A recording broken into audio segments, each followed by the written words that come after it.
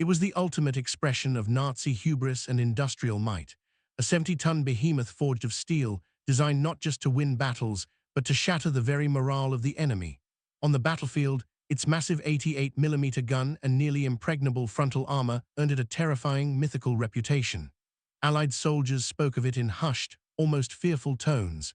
They called it the Tiger II.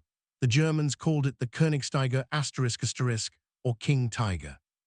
This was meant to be the decisive weapon, the mechanical avatar of final victory, capable of holding the line against the entire weight of the Allied and Soviet forces. Yet for all its terrifying power, the King Tiger was a paradox, a stunning tactical success that was ultimately a colossal strategic failure. It didn't win the war. In fact, by consuming scarce resources, demanding specialized transport, and perpetually breaking down, it may have hastened the very defeat it was designed to prevent. To truly understand the King Tiger, we must first understand the mindset that created it. By 1941, the German invasion of the Soviet Union, Operation Barbarossa, had been a shattering experience for the vaunted Wehrmacht. The early shock and awe of the Blitzkrieg was suddenly countered by two unexpected leviathans: the rugged, mass-produced T-34 medium tank and the monstrous, heavily armored KV-1 heavy tank. German anti-tank weaponry was largely ineffective against their thick, sloped hides. Adolf Hitler, a man obsessed with large-scale, decisive weaponry, took the T-34 lesson personally. He didn't want a tank that matched the enemy. He wanted one that overwhelmed them. The response was the Tiger I, which debuted with a powerful 88mm gun and unprecedented armor thickness. But even the Tiger I was merely a temporary solution. Almost immediately, demands were made for an even heavier, even more protected tank that incorporated the revolutionary sloped armor the T-34 had introduced. Hitler dictated the requirements. The new tank must be impregnable from the front, and its gun must destroy any enemy armor at ranges exceeding 1 mile. This was not a weapon born of sensible battlefield need, but of dictatorial ego, the need to build the perfect, unbeatable machine. The challenge was given to Germany's top defense contractors, Henschel and Porsche. While the Porsche design failed due to a complex, unreliable electric drive system, the Henschel design was chosen for production. It combined the best features of all existing German tanks into one colossal package. Where the original Tiger I had stood with its nearly vertical, though incredibly thick, armor plates, the King Tiger adopted the T-34's key principle. Its hull and turret armor was steeply sloped, particularly the frontal plates. The main frontal hull armor measured 150 millimeters, angled at a sharp 50 degrees. Its turret face was even thicker at 180 millimeters. What does this mean in real terms? Due to the angle, an incoming round had to penetrate a much greater effective thickness of steel, and the slope often caused the shell to simply ricochet harmlessly off the surface. For Allied gunners using standard anti-tank rounds, engaging a King Tiger from the front was often described as shooting butter with a pea shooter.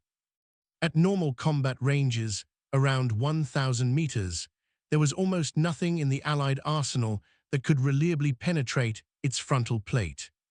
The King Tiger's crowning glory, however, was its main armament, the *88mm KWK-43L71 *. This was a dedicated, high-velocity anti-tank weapon, a significant evolution from the original anti-aircraft-derived 88. The designation L71 means the barrel was 71 calibers long, translating to a powerful propulsion system that achieved unparalleled muzzle velocity. The combination of its armor and its gun created a tactical anomaly. A King Tiger could routinely engage and destroy enemy tanks, whether the American M4 Sherman, the British Cromwell, or the Soviet T-34-85, at distances exceeding 2,000 meters. The Allied tanks were often forced to get within 500 meters or closer, relying on flanking maneuvers or pure luck, just to get a chance to land a penetrating hit. In the hands of a skilled crew, the King Tiger was truly the apex predator of the battlefield, a near-invulnerable engine of destruction. The genius of the design was undeniable, but the physics were brutal. The single most debilitating factor for the King Tiger was its weight, a fully loaded combat weight of * 68 to 70 tons *. For comparison, the M4 Sherman weighed about 33 tons. This extreme weight became a strategic anchor dragging down the German war effort. The King Tiger was simply too wide and too heavy to cross most European railway bridges without risk of collapse. It was also too wide for standard European rail lines. Before being transporting, the enormous tank had to be fitted with narrow * transport tracks, a time-consuming and labor-intensive process that required specialized ramps and cranes.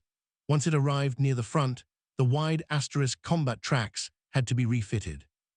This entire process, loading, switching tracks, and unloading, took several hours, often under enemy fire, and required specialized maintenance crews and heavy equipment that were desperately needed elsewhere.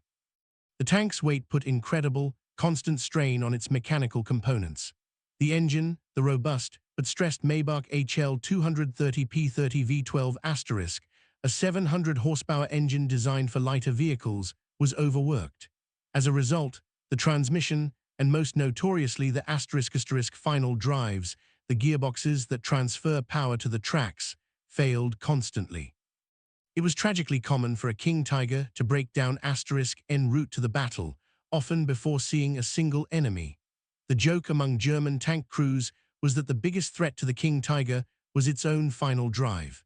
This poor reliability meant that far more King Tigers were lost to mechanical failure or scuttled and abandoned by their own crews than were destroyed by enemy fire. Finally, there was the resource drain. Manufacturing a King Tiger consumed immense amounts of German industry's most critical war materials: high-grade steel, chromium, nickel, and tungsten. Worse still was the fuel. The tank's gasoline engine was incredibly thirsty, consuming fuel at a ruinous rate. By 1944, fuel was the single most precious commodity for the collapsing German war effort. Every King Tiger moving under its own power was drinking the fuel that could have powered a squadron of Mi-262 jet fighters or hundreds of vital supply trucks. The pursuit of the perfect tank blinded the German leadership to the logistical reality that was already strangling their ability to wage war effectively. The King Tiger's combat debut was not a triumphant sweep, but a difficult, revealing introduction to the sheer chaos of the late war fronts. The tank first rolled into serious action in the West. Following the Allied landings at Normandy in the summer of 1944, its arrival was met with initial dread by Allied forces. Here, in the dense bocage country, the tank was designed to excel, using its long-range gun to pick off advancing enemy columns from concealed positions. The first units equipped were the elite heavy tank battalions, such as the Schwer Panzerabteilung 501 and 503. The fear the King Tiger instilled was immediate and justified.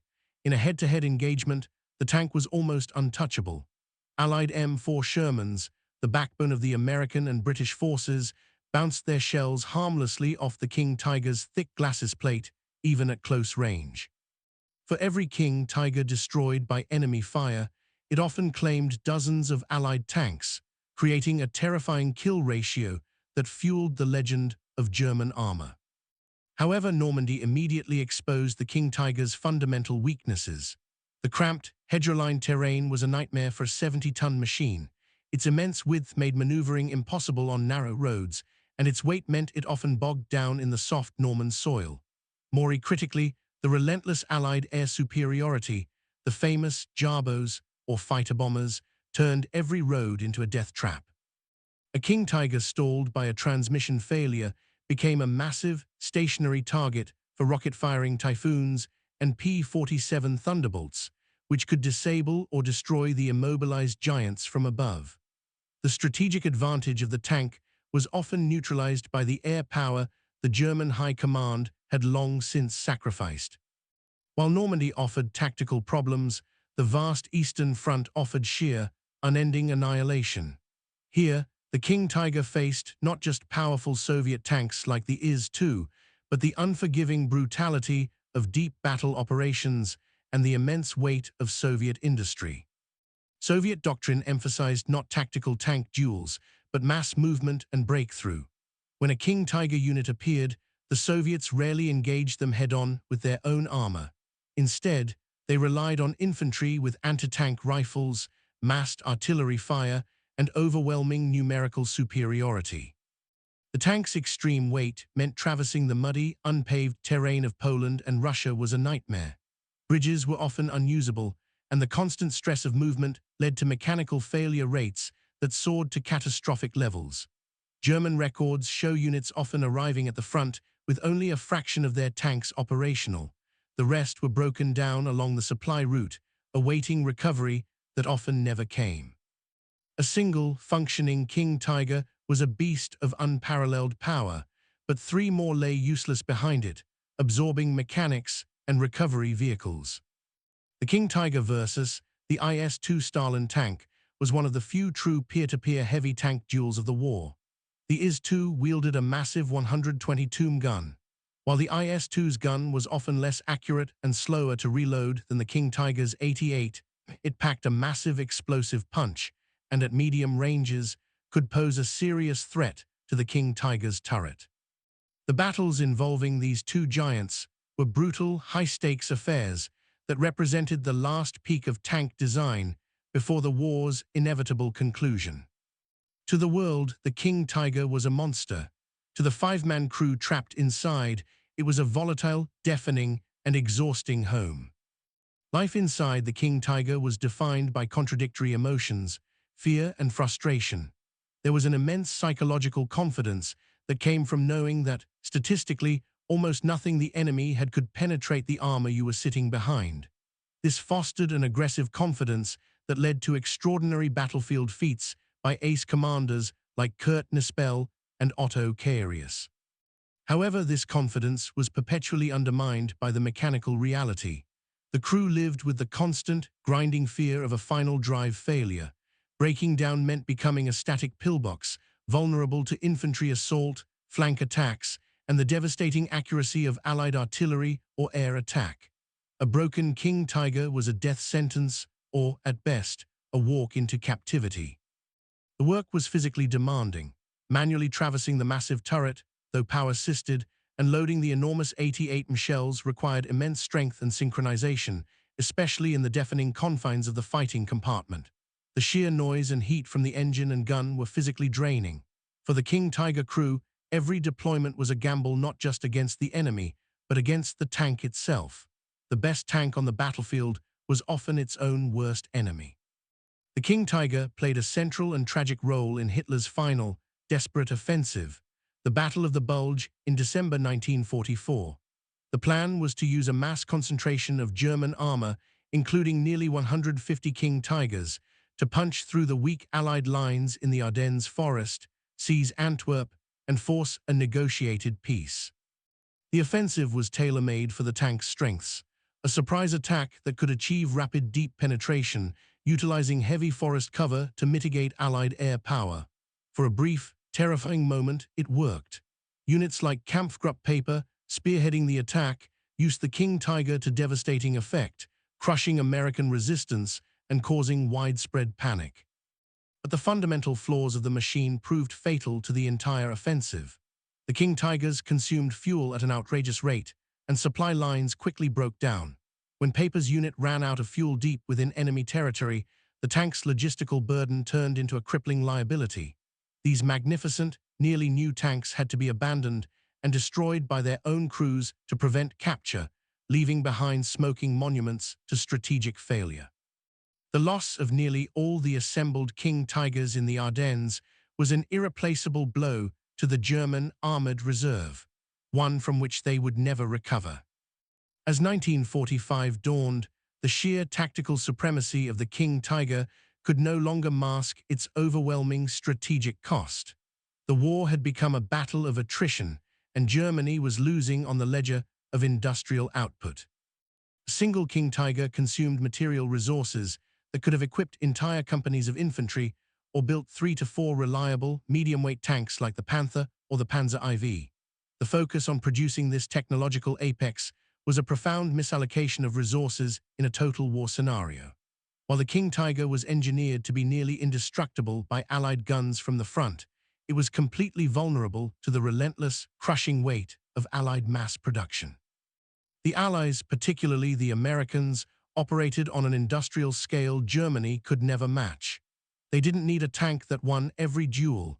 They simply needed thousands of tanks, like the Sherman, that were easy to build, easy to maintain, and could be shipped across oceans.